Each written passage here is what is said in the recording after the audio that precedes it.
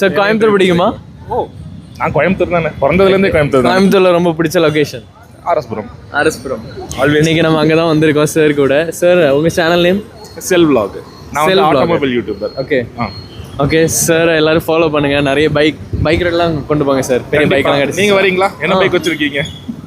No bike sir. சின்ன வயசுல ஒரு பைக் தாத்தா ரைடு வரீங்களா?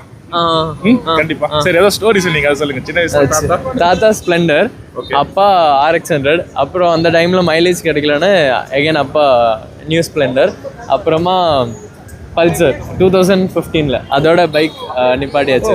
ஓட்டிருக்கீங்க? அப்போ 15 வரைக்கும் ஓட்டிட்டு இருந்தீங்க? 2015 பைக் வாங்கினாரு, அந்த டைம்ல வாங்கினாரு. அதுக்கப்புறம் பைக் எனக்கு என்ன சொல்றது, ஓட்டவே கொடுக்க மாட்டாரு. 18 வயசு தான் ஆகணும்னு சொல்லிட்டு 18 வயசுக்கு அப்புறம் தான் லைசன்ஸ் ஆயிடுச்சு. 17 தானே சார்? ஓகே, நான் வந்து கார் தான் மேக்ஸிமம் பண்ணுவேன்.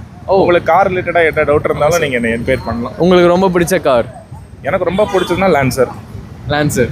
பயங்கரமா இருக்குல்ல, பிளாக் கலர் லான்சர், ஒரு மாதிரி டவுன் லைக் செடான். அப்படின்னா டிவியில வந்து ஒரு சின்ன கமர்ஷியல் வரும், எல்லா காசுமே ஸ்லோவா போற மாதிரி காட்டுவாங்க. லான்சர்னு பேர் போடும்போது மட்டும் ரெண்டு பக்கமும் பிளர் ஆகும், இமேஜ் பார்க்க முடியாது.